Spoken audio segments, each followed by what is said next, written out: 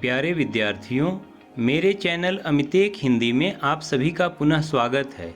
आज मैं लेकर आया हूँ क्षितिज भाग 2 कक्षा 10 की पाठ्य पुस्तक से सूर्यकांत त्रिपाठी निराला की कविता उत्साह। आइए अब कवि सूर्यकांत त्रिपाठी निराला के जीवन का परिचय प्राप्त करते हैं। निराला का जन्म बंगाल के महिषादल में सन 1899 में हुआ। वे मूलतः गढ़वाल, जिला उन्नाव, उत्तर प्रदेश के निवासी थे।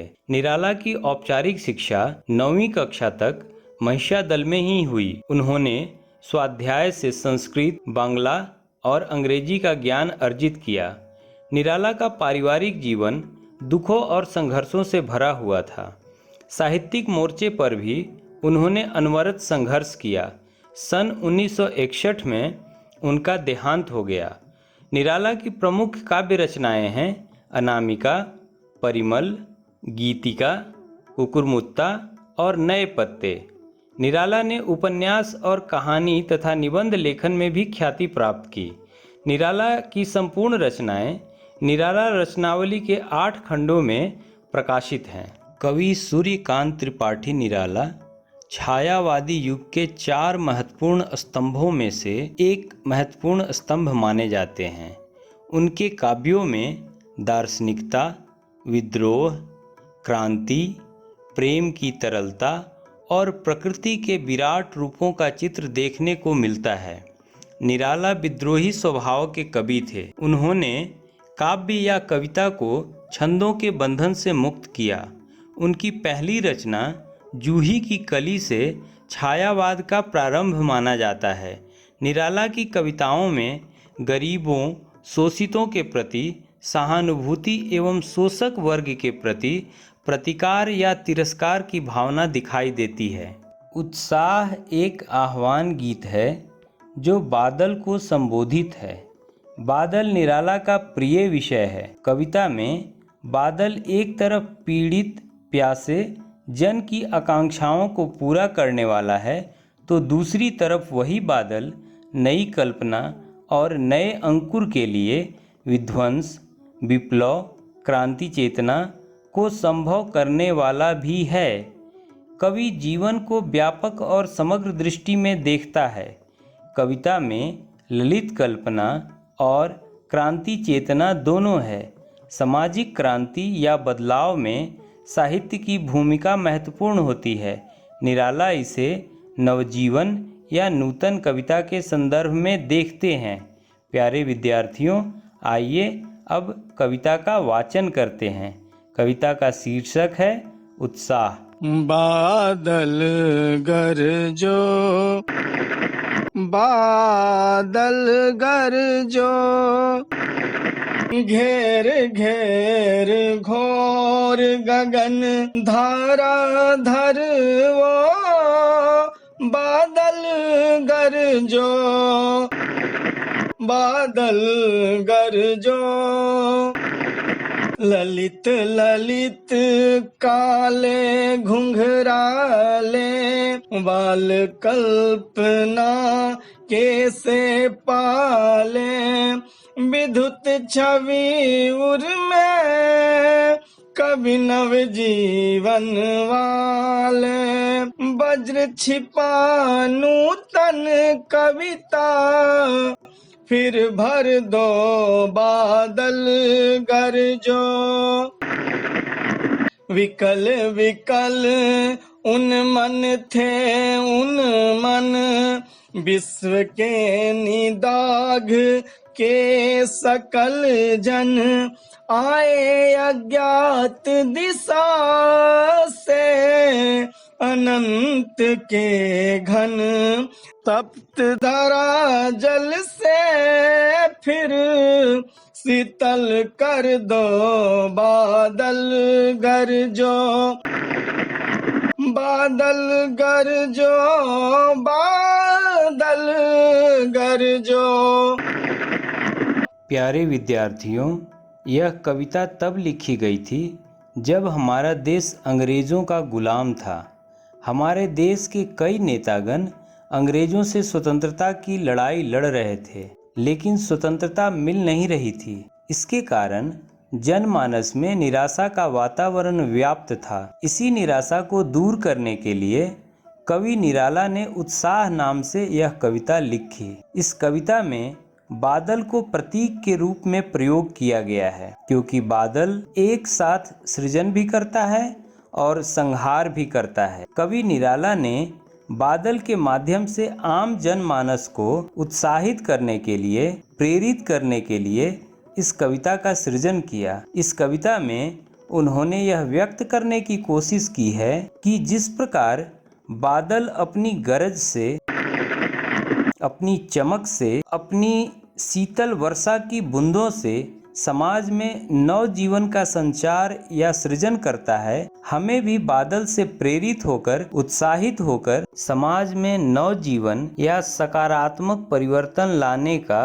प्रयास करना चाहिए। उत्साह कविता एक आह्वान गीत है। आह्वान शब्द का अर्थ होता है किसी को बुलाना। कवि बादल के माध्यम से लोगों को प्रेरित करने के लिए बादल को बुला रहे हैं, या यूं कहें कि एक तरह से लोगों को बुला रहे हैं। साथ ही साथ यह एक छायावादी कविता है। छायावादी कविता की विशेषता यह होती है कि इसमें कवि सीधी बात न कह करके प्रतीकों और बिंबों के माध्यम से अपनी बात कहता है। इस कविता में बादल एक प्रतीक के रूप में प्रयोग किया गया है। कवि बादल को बुलाता है, कहता है बादल गरजो। बादल को कवि गरजने का आह्वान करता है। क्यों आह्वान करता है? वो इसलिए क्योंकि हमारे देश का जनमानस गहरी निराशा के वातावरण में चला गया है। जब तक उसको कोई कठोरता पूर्वक जगाने वाला नहीं मिलेगा, तब तक वो जागने वाला नहीं है। इसलिए कवि कह रहे हैं कि बादल तुम गरजो। घेर घेर घोर गगन धाराधर ओ, अर्थात तुम संपूर्ण आसमान को, घोर गगन का अर्थ है पूरा आसमान को घेर लो। धाराधर अर्थात बादल, ओ बादल तुम इस पूरे आसमान को घेर लो और जोर जोर से गरजो। ललित ललित काले घुंघराले बाल कल्पना कैसे पाले। एक तरफ जहाँ बादल विध्वंसक है, वहीं बादल सृजनशील भी है, क्रिएटिव भी है, रचनाशील भी है। बादल कवि को कैसा प्रतीत हो रहा है? ललित ललित अर्थात सुंदर सुंदर, काले घुंघराले बालों जैसे। जब आसमान में काले काले बादल घिर आते हैं तो कवि को ऐसा लगता है जैसे ये सुंदर सुंदर काले काले घुंघराले बाल हैं। उसके साथ ही साथ कवि कहते हैं कि बादल बच्चों की कल्पना की तरह है। जैसे छोटे बच्चों की कल्पना अनगढ़ होती है, उसी तरह से बादल भी अनगढ़ कल्पना की तरह। आगे कवि कहते हैं विद्युत छवि उर्मे कवि नवजीवन वाले, वज्र छिपा नूतन कविता फिर भर दो बादल गरजो। यहाँ कवि निराला कहना चाहते हैं कि हे बादल, तुम्हारे उर में अर्थात तुम्हारे हृदय में बिजली जैसी आग छुपी हुई है। तुम कवि हो, तुम कवि के समान हो। जिस प्रकार कवि अपनी कल्पना से नई नई कविताओं का सृजन करता है, जिस प्रकार कवि अपनी कविताओं के माध्यम से जनमानस में क्रांति चेतना पैदा करता है, हे बादल तुम भी उस कवि के समान हो और तुम्हारे भी हृदय में वो आग छिपी हुई है। इसलिए तुम नव जीवन वाले हो, तुम लोगों को नया जीवन प्रदान करने वाले हो। तुम्हारे अंदर एक तरफ वज्र की कठोरता है, वज्र छिपा अर्थात तुम्हारे हृदय में वज्र छिपा हुआ है, बिजली छिपी हुई है। दूसरी तरफ तुम नई कविता का सृजन भी कर सकते हो और करते भी हो। नूतन कविता फिर भर दो, तुम एक बार फिर से जनमानस के बीच एक नई चेतना की कविता भर दो, क्योंकि तुम कवियों की तरह सृजनशील हो। इसलिए हे बादल तुम गरजो।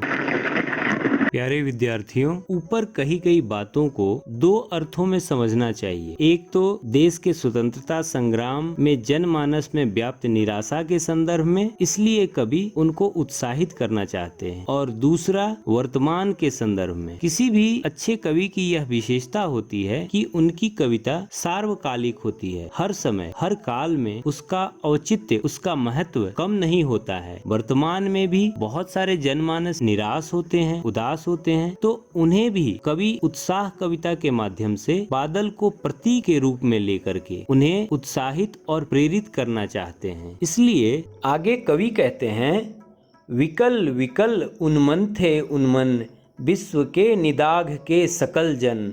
अर्थात विकल शब्द का अर्थ होता है बेचैन, उन्मन शब्द का अर्थ होता है अनमना, अर्थात बिना मन के। और निदाघ शब्द का अर्थ होता है गर्मी। सकल जन अर्थात संपूर्ण मानव जाति। सूरज की जब गर्मी बढ़ती है तो इस धरती पर रहने वाले संपूर्ण मानव जाति या यूं कहें सभी प्राणी गर्मी से बेचैन हो जाते हैं, विकल विकल हो जाते हैं, उन्मन उन्मन अनमना अनमना सा हो जाते हैं, क्योंकि इस धरती पर गर्मी बढ़ती है, गर्मी का मौसम आता है तो सभी जन, सकल जन यानी सभी लोग बेचैन से हो जाते हैं। इसलिए कभी बादल का आह्वान करते हैं। अब यहाँ पर यह जो बेचैनी है, यह जो विकलता है, इसके कई अर्थ हैं। एक तो सूरज की गर्मी की विकलता है और दूसरा आदमी अपने जीवन की परेशानियों, जीवन की कठिनाइयों की गर्मी से बेचैन हो जाता है। प्यारे विद्यार्थियों, दोनों अर्थ में इस कविता को समझना है। कवि यहाँ कहना चाहते हैं कि अगर कोई व्यक्ति अपने जीवन के कठिनाइयों से बेचैन बेचैन हो जाता है तो उन्हें शीतलता की ज़रूरत है, उन्हें उत्साह की ज़रूरत है। इसलिए कवि बादल का आह्वान करते हैं, कहते हैं आए अज्ञात दिशा से अनंत के घन। अज्ञात दिशा मतलब ऐसी दिशा जिसका ज्ञान न हो। उत्तर से, दक्षिण से, पूरब से, पश्चिम से, किस दिशा से ये बादल आ गए कवि के बुलाने के बाद कवि को खुद नहीं पता। और जब बादल आए तो एक या दो बादल नहीं आया, अनंत के घन। ये अनंत बादल हैं, इनका कोई अंत नहीं है, ये पूरे आसमान पर छा गए हैं।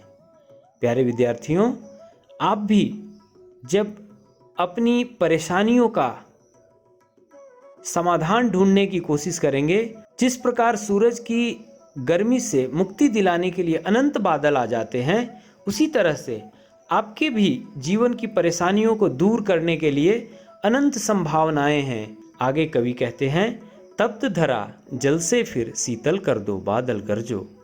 कवि बादल का आह्वान करते हैं, कवि बादल को बुलाते हैं और उससे कहते हैं कि हे बादल, इस गर्मी से तपती हुई धरती को अपने जल से, अपनी वर्षा की रिमझिम बूंदों से शीतल कर दो, ठंडक पहुंचा दो। इसका दूसरा अर्थ यह हुआ कि कवि कह रहे हैं कि जब आप परेशानियों से जूझ रहे हैं, लड़ रहे हैं, तभी आपको बादल रूपी ठंडक का एक आसरा, एक सहारा मिलता है। और जब बादल गरजता है, जो सहारा देने वाला आपकी मदद करता है, सहारा कोई और नहीं देता, ये आपका ही उत्साह है। आप बादल से सीखिए, आप बादल से उत्साहित होना सीखिए, आप बादल से सृजन करना सीखिए। इसलिए कवि कह रहे हैं कि हे बादल, इस तपती धरती को तुम शांत कर दो और एक बार पुनः गरजो, बादल गरजो।